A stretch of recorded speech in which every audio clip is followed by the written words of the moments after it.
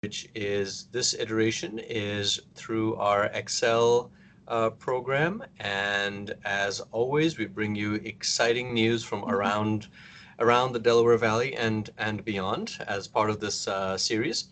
And very pleased that Dr. Bacon, Dr. Jerkovitz, and Missy Bollinger are going to be doing this every other month series of scholarly activities and discussions. I hesitate to call them lectures because they're really meant to engage our entire community within ACCEL, all of our partners. This is hosted by Christiana Care and our research leadership team, and it's really for the broader community, which is wonderful. Particularly glad that today we have with us our colleague from Nemours, Dr. Carissa Baker-Smith, and in due course, Dr. Jerkovitz will introduce her. I, however, do want to make sure I acknowledge and introduce the leadership of Dr. Al Bacon, who is the Christiana site PI for the ACCEL program, Missy Bollinger, who is the corporate director for our iReach program, and Dr. Claudine Jerkovitz, who directs this part of the lecture series, and who is also the director for the Biostatistics and Epidemiology Bird Core within ACCEL. With that, I will turn it over to Dr. Jerkovitz. Claudine, thank you very much. Thank you very much, Dr. Khan. And really, we are absolutely delighted today to have Dr. Carissa Baker-Smith from Nemours Children's Health to give us a talk about neighborhood deprivation and cardiovascular disease risk in youth. Before I introduce her, let me mention some housekeeping issues. We continue to extend CME credits for our ID series and Tech Talks. We will distribute the information via email to those who registered for today's event, but if you did not register prior to today's talk, you can still obtain CME code information from Deborah Rees, and her email address will be posted in the chat box.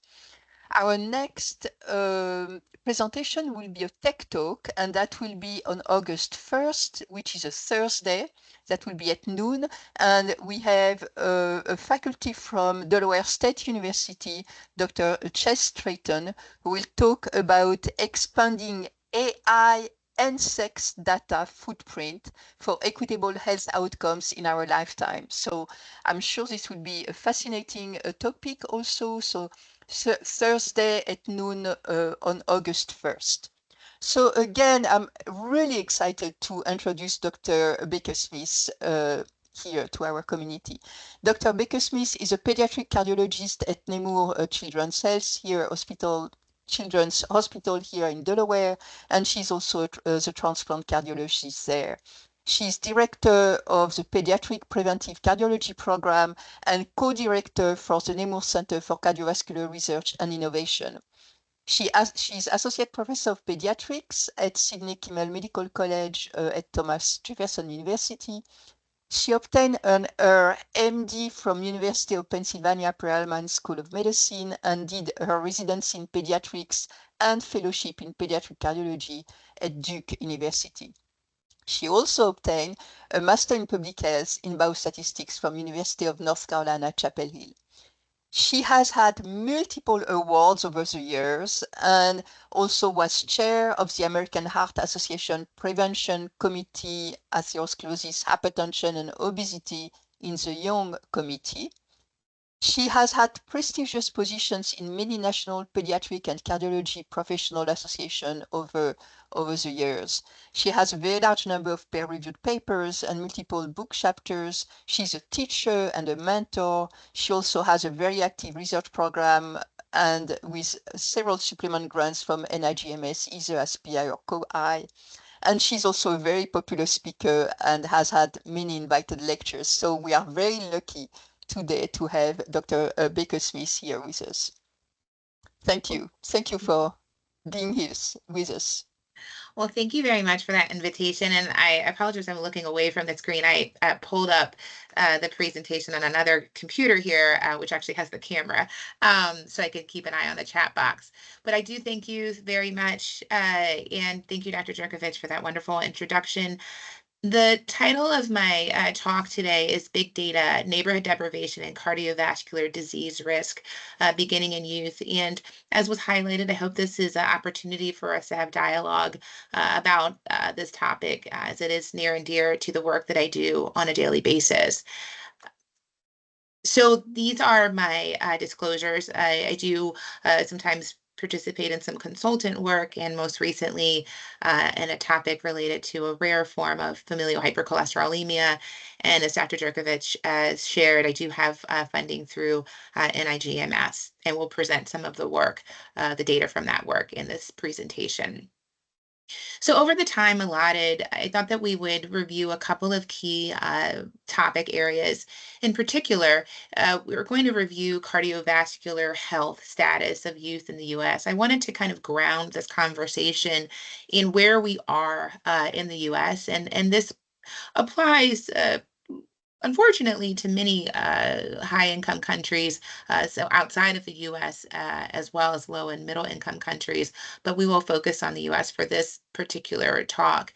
And then I wanted to kind of frame this idea of cardiovascular health and to provide to you two very important frameworks and describe those to you in terms of how we understand and describe cardiovascular health beginning in youth, but this is inclusive of adults. And so these frameworks you could actually apply to the adults on this call. For instance, if you were curious about how the American Heart Association and others sort of frame cardiovascular health. But then I wanted to use that as a launching pad into reviewing the factors that contribute to poor cardiovascular health status and how big data really plays a key role in our understanding of that risk burden. And again, particularly beginning in youth. And then I never like to end this talk with just a discussion of the problems, but to highlight some of the ways that we can use big data to identify solutions. And I won't focus on some of the implementation work that we've done with our research group from the data that we've acquired, but if there are questions at the end, I'm happy to take those questions. So let's just talk a little bit about the burden of cardiovascular disease in the U.S. And again, like I said, it does apply globally. So first of all, cardiovascular disease has and is the leading cause of death in the U.S. And that's true of the last 100+ years. And unfortunately, it's about 48.6% of all adults have some form of cardiovascular disease, and that's largely inclusive of hypertension. When we start to break down the population in terms of those who are at greatest risk for heart disease, there are some what we've described as racial and gender or sex-related differences. But I'll talk to you a little bit more about that. Those are sort of crude ways of sort of understanding this issue. We also have to focus on the fact that within the U.S., a contributing factor for cardiovascular disease is obesity and overweight status. And unfortunately, about 71% of U.S. adults have overweight or obesity status. And again, that begins very early in childhood. The estimated cost in terms of dollars spent both directly and indirectly related to cardiovascular disease is about $422 billion between 2019 and 2020. So not only is cardiovascular disease prevalent, but it's expensive. But, the burden of cardiovascular disease doesn't just suddenly appear when people turn 18. And so about 4 to 5% of children have hypertension, 11% of adolescents. And then as we think about these other groups, the 20 to 50%, depending on the population studied, have overweight or obesity status. An equal percentage have dyslipidemia of various types. And so we start thinking about the fact that these risk factors like hypertension, like obesity, like high cholesterol, when present in youth, not only are they present, but they also tend to track into adulthood. So we talk about inequities in cardiovascular disease burden, and again, we do think about some racial and ethnic disparities, but I would argue to you that how we use these terms are largely social determinants and have a background behind them that is differences are driven by a lot of other factors. And so one of the beauties of having large data is you can sort of peel away the layers that are contributing to some of these observed differences. So I want to, again, you'll hear we'll go back and forth with definitions. There are a number of definitions. So if you want to have a little piece of paper and writing them down as we go, that's fine. But cardiometabolic health is the term that we use to encompass this idea of cardiovascular disease and metabolic disease, including things like type 2 diabetes. And again, these conditions have shared risk factors. So I may have obesity, I may have limited participation in physical activity and diet that's questionable. And then there's the sleep quality piece that's also a key factor. And then there's this idea of intergenerational risk. And I like this image. It's actually a simpler version of some of the other, sometimes I'll present sort of the evolving pictures of a youth going through life, and you'll see this continuation across the life course. But it's really this idea that early childhood into adolescence, into young adulthood and pregnancy and midlife, these risk factors, not only do they occur in one individual, but they tend to recirculate. So they go back through the generation. So a prime example is a mother, a girl could have elevated blood pressure that progresses to hypertension, that then this woman becomes a mother and has hypertension during pregnancy, and then that in and of itself confers a risk to the offspring. And so again, this idea of cardiovascular disease not being isolated to a particular time in our lives, but this beginning in youth, and then there's an intergenerational aspect to it as well. But then we start thinking about the foundational determinants of cardiovascular health. And I don't think it's any surprise to anyone on the call that there are other things that contribute to our health, not just the diet and eating and sleeping, but stress and resilience and social determinants and structural policies. And there's these foundational determinants of cardiovascular health that really do influence outcomes. And so we have to start considering those things. And again, the beauty of having large data sets is you can kind of delve deeper into some of those determinants, particularly when we think about where I focus is on like the neighborhood and the community level. But even sort of you can look over time at changes in outcome related to shifting policies. You can have questionnaires and data around racism and environmental stress and bias, and those things that can also contribute to risk. So this is a complex slide, but I did want to include it just again to paint the broader picture of how intricate social determinants of health can be. And this lens of health equity, which is not equality, but it's equity. It's the idea of giving those who need certain things what they need in a way that they need it. So there's a context to it. And when we think about the cardiovascular health and cardiovascular disease development, we have to consider these things: access and quality of healthcare, socioeconomic status, the neighborhood environment, the social context, all of these things that, again, can be incorporated into large data sets and are available for analysis. So there's two frameworks that I promised you that I would go over in terms of describing cardiovascular health. The first one, and it's the newer one that we released earlier this year through the American Heart Association, it's something called the cardio-kidney metabolic syndrome. So I mentioned to you like cardiometabolic disease, this idea of there's an interplay between the heart and the metabolic systems, so like diabetes, but also kidneys. So if I have heart disease, often I may have developed kidney disease if uncontrolled, and then metabolic disease. And so basically what was done is that there were a group of us, pediatricians and adults, who constructed the staging system. And it starts off with the absence of risk factors, so normal body mass index, normal blood sugar, normal blood pressure, and then it progresses through acquired cardiovascular disease. So we're not talking about congenital patients here per se, although this applies to anyone, but the progression of acquired disease. And so going through the stages, stage 1 is inclusive of overweight or obesity status, and then stage 2 gets into the coexistence of metabolic and kidney-related complications, as well as hypertension. And then it progresses from there.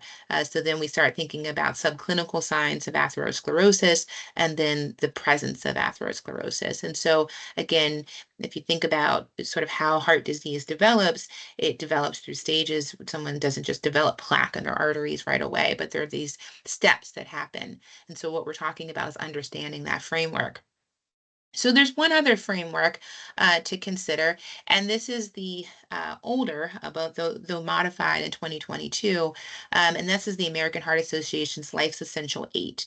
And so the Life's Essential 8 there are 8 factors. surrounded though by social determinants, but 4 health factors, 4 health behaviors. And so again, these frameworks can be used to describe the cardiovascular health status of an individual within a data set. And so that's how we sort of apply these. And then again, when you think about this construct of life's essential 8, around the 8 highlighted here are social determinants. And things are a little blurrier to see, but sort of how you respond to stress, the stressors in your life, in addition to these other things that contribute to heart health. So big data. So this idea of big data is data that's sort of everywhere. There's electronic health record data, there's Medicaid data, there are sources of data that are repeated cohorts over time. I'll talk to you about those, as well as data sets that people generate as a part of larger clinical trials that we can obtain access to. And there's no time in this talk to talk about all of the different data sets that we use when we're understanding cardiovascular health and disease development in youth, but I will highlight a few that I've used, and then one in particular that's used quite often, and then use that as an opportunity to share with you some of the work that we've done. So the first data source that I want to highlight is a national data source. It's free. You can download, most of it is downloadable from a website. And the cohorts are collected on like every 2 years, except for COVID. There was a 2017 to 2020 cohort, but they're cross sections and they're survey statistics where basically individuals across the country, it's a survey statistic. So there's a sampling of the entire US population with oversampling of individuals from particular backgrounds, so racial, ethnic minorities.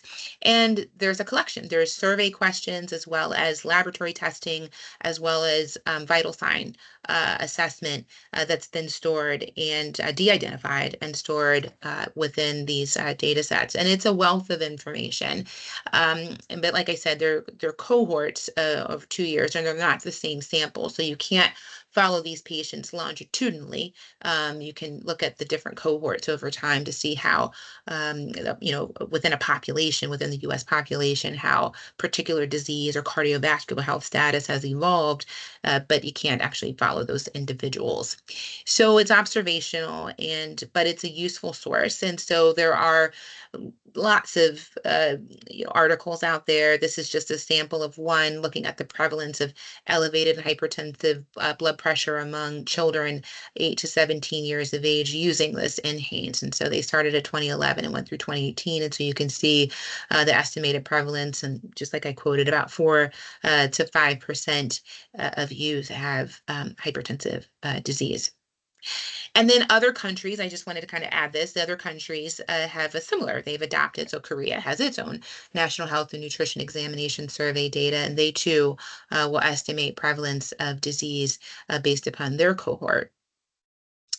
The second data set that I want to bring up is the CARDIA data set. And this is a longitudinal data collection.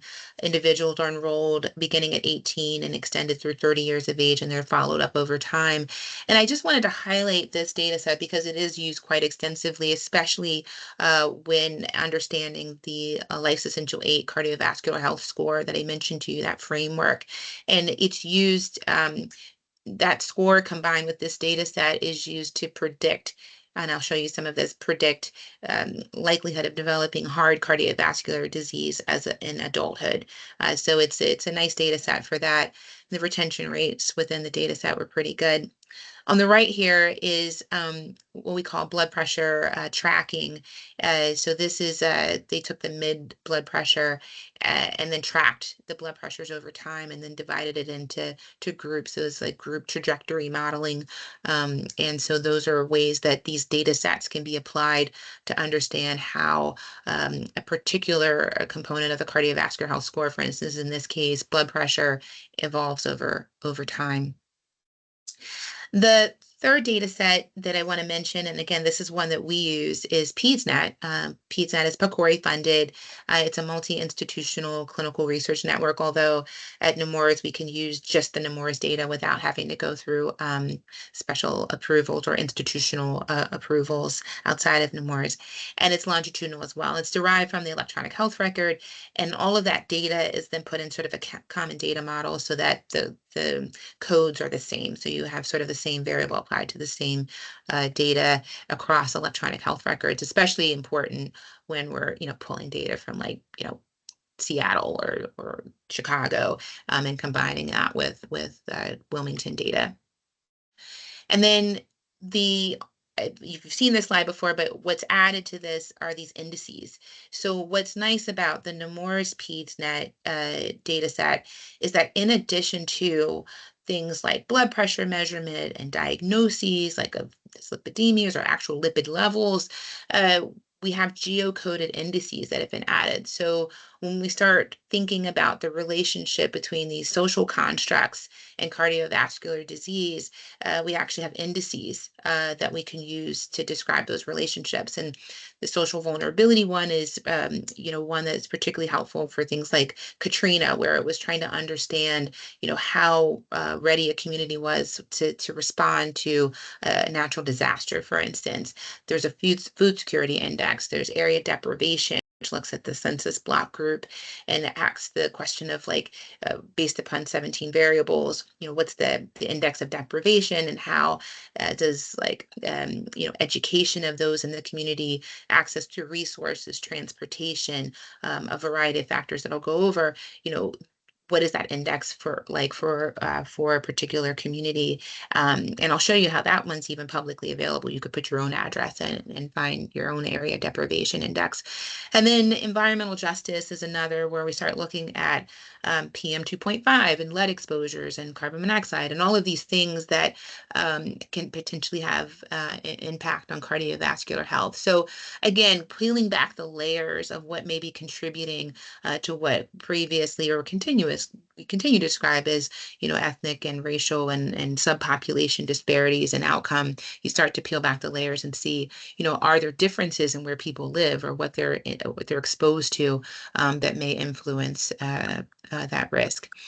We actually summarized the relationship between the pediatric obesity and the social vulnerability index, the childhood opportunity index, the area deprivation index, in a nice review article. So if anyone's interested, and there's a table in there that goes through, I created this table that kind of goes through the details of each of those indices and how they compare.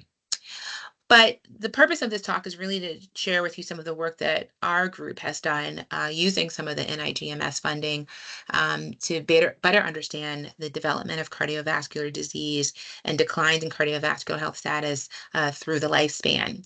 And so I highlighted to you NHANES, which is that National Health and Nutrition Examination Survey data. So those individual cohorts that are sampled over time, we use that data to understand relationships in terms of just ask the question of the adolescents in the US between 2017 and 2020, how many had stage 0 cardiokidney metabolic syndrome, stage 1 and stage 2.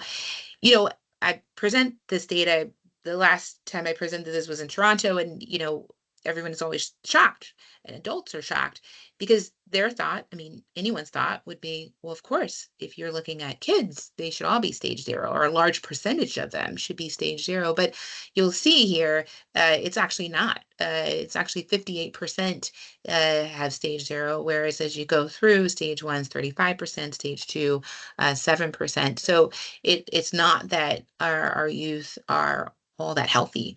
And I think that that's important for us to pay attention to. So similarly, we can use data, and this has been done repeatedly. We've done this, others have done this, to look at this cardiovascular health, Life's Essential 8 cardiovascular health score. And again, ask the question, who has good cardiovascular health based upon those 8 factors that I described to you. So again, just going back over those, there's the 4 health behaviors and 4 health factors. So behaviors being your diet and exercise, sleep, duration and quality, as well as tobacco use, right? So including e-cigarettes. And then the factors, including blood pressure, cholesterol, diabetes, and BMI. And so again, you'll see here somewhat similar. There are about 45% that have good cardiovascular health during adolescence, and but 53% moderate, about 1.7% poor, which is 0 to 39. But poor, we're really talking about, very high BMI, stage 2 hypertension, really not exercising, all of those really negative health behaviors and factors. And so again, ideally, everyone would fall into the good range, but that's not the case. So I mentioned to you, there's the beauty of having longitudinal data, big data to understand these relationships. And so what's happening is we can now use these cardiovascular health scores and CKM staging to just get a better sense of not only where people are, but sort of where are they going. So if you take the cardiovascular health score, the AHA Life's Essential Aid cardiovascular health score, and then you apply it and say, okay, of those who had high versus moderate versus low cardiovascular health, and then you look over time and say, okay, well, what percentage of those individuals develop things like all-cause mortality, cardiovascular disease mortality, myocardial infarction, coronary revascularization, heart failure, stroke, you'll see that the blue, which is high cardiovascular health in youth or younger age, is associated with lower likelihood or lower incidence of those events, whereas moderate and certainly low cardiovascular health, greater incidence. And so it's actually estimated if a child goes into early adulthood, around 18, with good cardiovascular health, they can reduce their likelihood of early cardiovascular disease-related events by like 70%. So it's actually quite useful information, not only to have, but also to use in terms of instruction and counseling. So I'll go through these next slides just a little quickly. Again, just giving you a basic understanding of how we're able to use this data. So this is just looking at the breakdown of kids with obesity by age group. Again, this was NHANES data that we put out into a yearly publication called the Heart Disease and Stroke Statistics. So AHA puts this out every year. We update it, and a lot of it's driven by NHANES data. And then similarly, if you look at sort of racial ethnic backgrounds, again, race, ethnicity, somewhat more race than ethnicity being more of a social construct, you can see differences there. And then we can also look at things like family income relative to the federal poverty level and the relationship between the prevalence of obesity and some of these factors as well, with a higher ratio, obviously, meaning that your income is significantly above the federal poverty level. So we can also start looking more discreetly at individual cardiovascular factors like hypertension. I mentioned to you, hypertension accounts for about 50% of the cardiovascular disease burden in the US and in the world. It's associated with a greater likelihood of death and cardiovascular disease. And it's estimated that if you can eliminate hypertension in adults, you can reduce CVD mortality by at least a third in males and females. So again, just if you're kind of building the building blocks in your mind as we go through this talk, I've introduced you to the idea of the concept of understanding cardiovascular health, how it travels intergenerationally and through the lifespan. As you can see sort of where we're going with this in terms of opportunities for disease risk reduction. And then, of course, wanting to decrease mortality in the long run. So we have used, again, this data to understand, just breakdown. This is some of the PEDS-NET data. So we're looking at individual blood pressures now to understand within the PEDS-NET data how many kids had normal, elevated, and stage 1 or 2 hypertension. I think it's also important to note here that these blue bars don't look so prevalent in terms of percentage, but I want to just remind people that 74% of hypertension in kids is underdiagnosed. Okay, so it's not diagnosed even when the blood pressures support it. And then this graph is actual NHANES data, but showing you sort of the prevalence increase in hypertension over time with age. So again, that's 20-ish% around 20 to 30 years of age, 30-ish to 40% around 30 to 40 years of age, and so on and so forth. And as I mentioned, this is just a screenshot of the circulation report that we, heart disease and stroke statistics report that we put out, again, using this big data. Okay, so what we have done as a group, though, is we've started to look using multiple data sets to better understand relationship between hypertension and also cardiovascular health status and things like area deprivation. So I mentioned to you the area deprivation index. This is a graphic of the state of Delaware. The blue indicates lower deprivation areas. The red indicates higher deprivation areas. The most deprived areas have a centile of 100 on a national score, and then the least deprived have a centile of 1, again, on the national score. On the state level, it's a decile score, so it goes 10 down to 1. And then these are the components of the area deprivation index. It's everything from, the education level of those who are considered adults in the population, 25 years of age and above, family income disparities, housing, property, like the mortgage, the home value estimates. And so ADI is largely related to home value, by the way, of the indices. But it's, again, I just want to reiterate, 80% of health outcomes are related to things like social determinants, including where you live. So we took we had the opportunity through funding to just ask the question, what is the relationship between area deprivation and a primary hypertension diagnosis within Medicaid recipients within the state of Delaware? And again, I highlight to you that hypertension is underdiagnosed in kids, but even with those who had a diagnosis based upon ICD-9, ICD-10 codes, we did find that those who live within neighborhoods above the upper quartile within the state of Delaware, which is about 52, we estimate around 50, had a 61% greater odds of hypertension diagnosis. And what's also interesting is a 5.2 times greater chance of having obesity diagnosis. So again, just touching on this relationship between where you live and what you have. Then we similarly, and we're still working on the manuscript for this, but presented this work at American Heart Association last fall, the relationship between a different index that's similar to ADI, but the NHANES, I mentioned to you, most of the data is publicly available. They do have restricted data, and neighborhood deprivation index, geocoded neighborhood deprivation index is one of those. And so you have to actually go to this like unmarked government building and like get access to this. It's an interesting process. But anyway, demonstrating similar results, 31% greater likelihood of having a poor cardiovascular health score if you lived in a poor, so more poor intermediate deprivation community versus low deprivation. And what I also highlighted here through the multivariate analysis is that things like racial and ethnic disparities, particularly NHANES is mostly Mexican American, and when it's Hispanic, those go away in the mixed model, in the comprehensive model. So again, peeling away these layers of understanding of what's actually driving these differences is really important. So I mentioned to you we use PSNet. These are some of the sites. I think they evolved. I think this is the updated one in terms of the number of sites that are involved with PSNet nationally. And similar to what we did using NHANES data, we generated Life's Essential 8 cardiovascular health score. We didn't have all of the data using PSNet. So we only had smoking and sleep.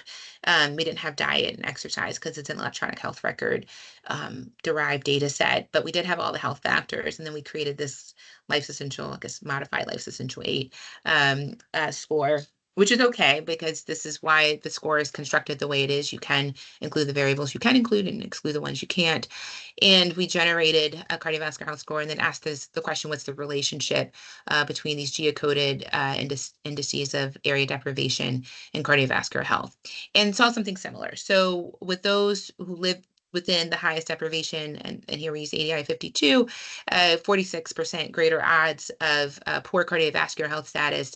And again, looking at racial, ethnic in this model, there were some differences compared to non-Hispanic Black when we did use, included those in the model. And then looking even at insurance type, you could include insurance type and income of the household. And so again, we presented this data at AHA, and the manuscript is under review at the present time. Well, resubmission. We just had to make some edits. We're submitting again. And so this was a graphic from that presentation. But what I want to show you here, these are the area deprivation indices median values over time. It's a little hard to read, but the blue represents those who have poor intermediate cardiovascular health. And then towards the right of this graph are higher deprivation. Again, the higher the ADI, the worse in terms of the neighborhood. And so you can see there's more blue towards the right than there is to the left. When this pink, this light pink, is where there's actually good cardiovascular health. So again, just demonstrating this relationship between where you live and what you have. Here we did something a little different. We actually used sort of a machine learning approach and factor analysis and looked across cardiovascular health across the age, the score across the y-axis. The different lines, the different colors indicate area deprivation. So lowest deprivation versus intermediate versus greatest. And what you see here is, again, there's a difference in terms of the cardiovascular health score by deprivation over also by time. So there was a decline in cardiovascular health score over time by age. So as you get older, it starts to decline, which we see. But there was also this difference by group. And then if you looked at those with percent good cardiovascular health, highest percent with the lowest deprivation, and then sort of intermediate and below that for those who lived in the most deprived areas, but again, a decline over time. And then when by factor analysis, we found in this analysis that about 22% of the accounting for poor cardiovascular health status was attributed to area deprivation. So another indice that we are using at the present time, and hopefully we'll present some of this data in the fall of the next AHA, is looking at this idea of environmental justice. And the Environmental Justice Index includes some of the content of the area deprivation, but also things like air toxins, respiratory hazard, cancer exposure, like cancer risk exposures, PM 2.5, and these other things. And so starting to get a better sense of what are some of the environmental components that may be contributing as well. So again, I highlight the fact, thinking about race as a social construct, thinking about the fact that, where we live, sometimes dictated historically by policies and other things, socioeconomic status and other aspects of society. But ultimately, what we're striving for is health equity. So this idea that no matter where you're from, what's your background, you're able to get care that's equitable. And that's including access, transportation resources, health knowledge. And so really the goal of this is to understand where things start to separate out, and then trying to design intervention strategies to target where there are areas that are that need better addressing, honestly. And so it results in creative trial design and thinking about, alternative strategies, even for how we diagnose conditions. And that's some of the work that we're doing. So we're starting to look at, how do we make these diagnoses in a way that is not taxing to families that really don't have the capacity to bring kids back to multiple doctor's visits and make a diagnosis, to then have them see a subspecialist, to then have the subspecialist have them come back, and delays the process, right? So we do need to think about, where people live, how they live, what they're exposed to, and what we need to do on the healthcare side to strive toward a better outcome. So, the purpose of this talk was really to kind of give everyone a knowledge and information about the functional frameworks that we use in cardiology, particularly in preventive cardiology, to understand and characterize cardiovascular health status, including beginning in youth. And then just really to describe what we've done to date. And I don't mean to imply that this is the complete work of what's being done with regard to use of big data to understand cardiovascular health and the relationship between social determinants and outcome. But certainly wanted to give you a taste, at least, of some of the work that we're doing and have done to better understand this. to expose you to understand that there are these indices that exist, again, to better describe the relationships and the outcomes that we're seeing. And then hopefully we can, again, use this information to drive us towards improved health equity and designing intervention strategies that really meet the needs of those who we care for. And if healthcare is not what you do, at least understanding that there's opportunity to devise systems and intervention strategies to address the need and to understand what that need is. So with that, I did leave some time for questions, and so I will take any questions that anybody has. Thank you so much, Carissa. This was just an amazing, amazing presentation, as always. So the floor is open to questions.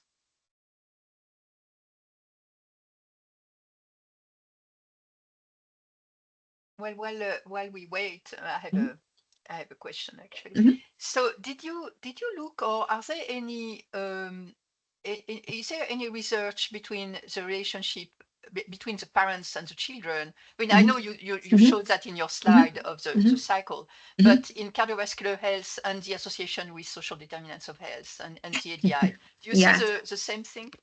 Yes, it's very interesting. So we actually, I'm hoping we'll be able to carry this off. So using a different data set, actually, and collaborating with one of my colleagues in Cincinnati.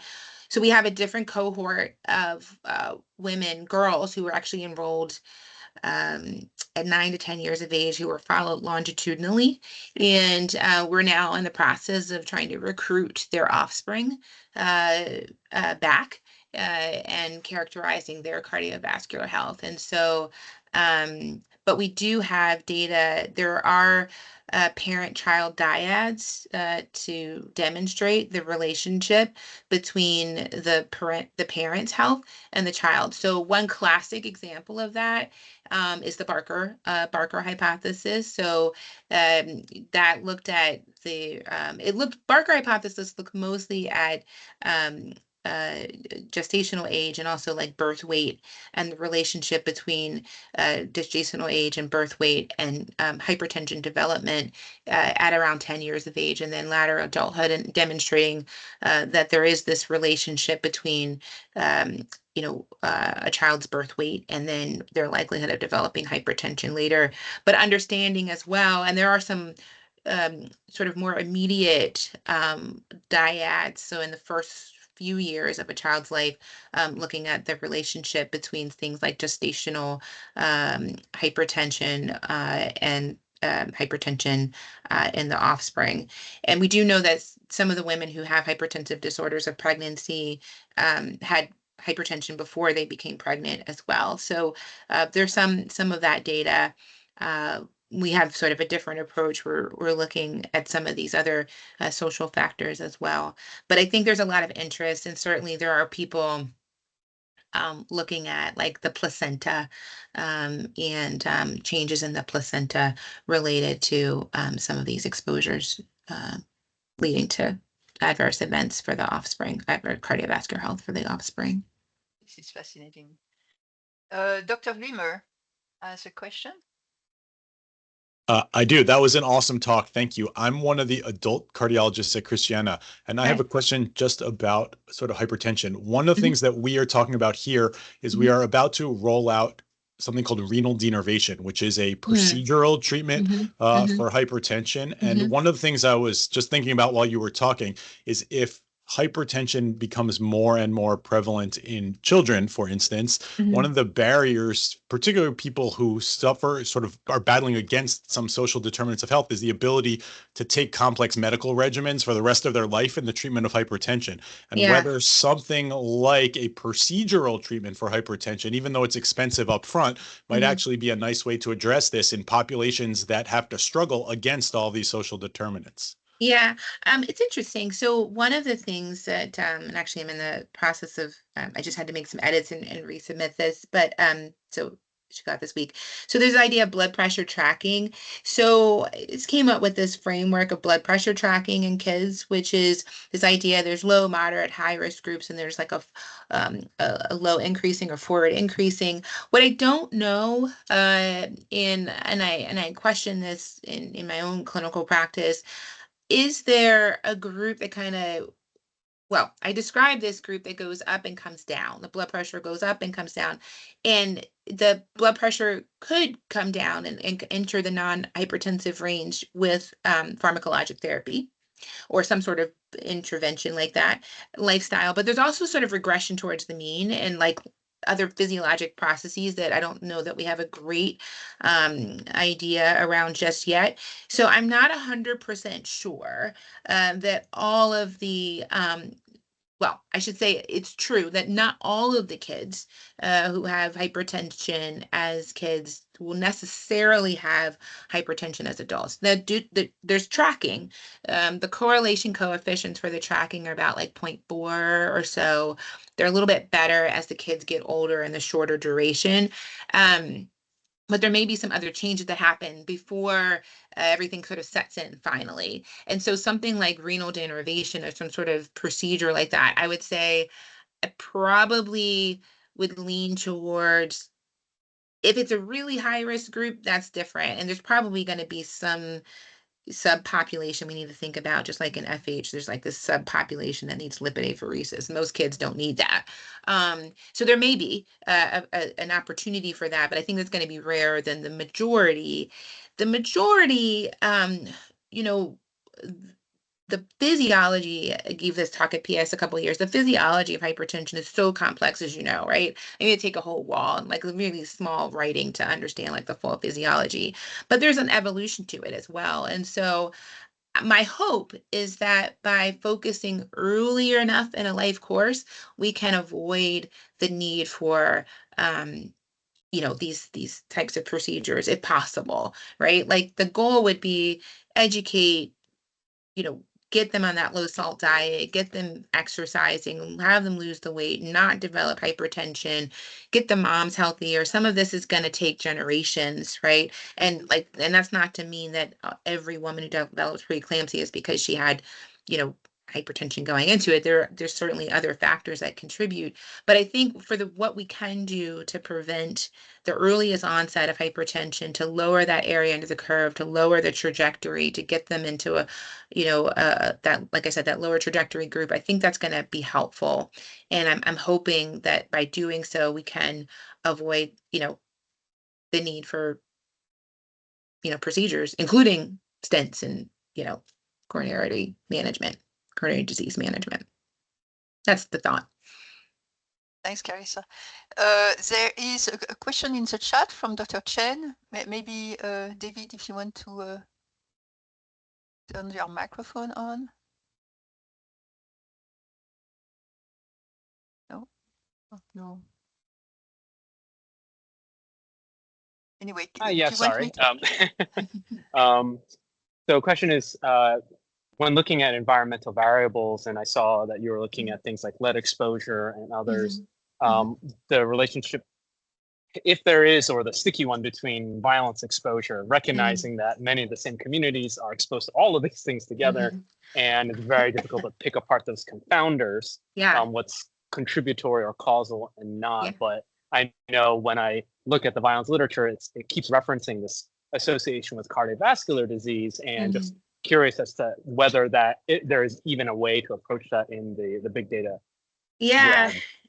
So the way so that's why I like big data, right? Because you need a certain sample size for each variable that you want to include in your model to have sufficient power, right? So I think if anything, we're hurt by the fact we have so much data that everything, like the environmental justice slide I showed, everything was like significant, right? So, but then you can start delving into, you know, sort of the mediators, the moderators, and I think, again, starting to peeling away these layers. There's so much work to be done in this space. I would say from, you know, I mean, even from a violence exposure perspective, or, you know, when we did that obesity review article, it was like perceptions of your neighborhood that could also influence like likelihood of being, you know, participating in physical activity. And like what your playground looked like, and like all of these things. So there's an overlapping risk. I think, you know, to my mind, that's the beauty of having this big data, right? So we can start delving into those relationships a little bit deeper than we could with just a smaller single site, you know, sort of study. But yeah, I do think it's important to consider things like violence in the community, which I think is why, you know, it's one of the factors, right, that maybe contributes to, you know, things like area deprivation or neighborhood deprivation, you know, being associated with certainly hypertension, which I think of the CVD risk factors has a large environmental, and when I say environmental, I mean like social determinant, environment, you know, like day-to-day stress, those sorts of things, because of like activation sympathetic nervous system and, you know, all of the things that happen from a physiologic standpoint with regard to hypertension. So I you know, there's opportunity there to investigate those relationships more, but certainly I think, you know, plays a role. Any other question?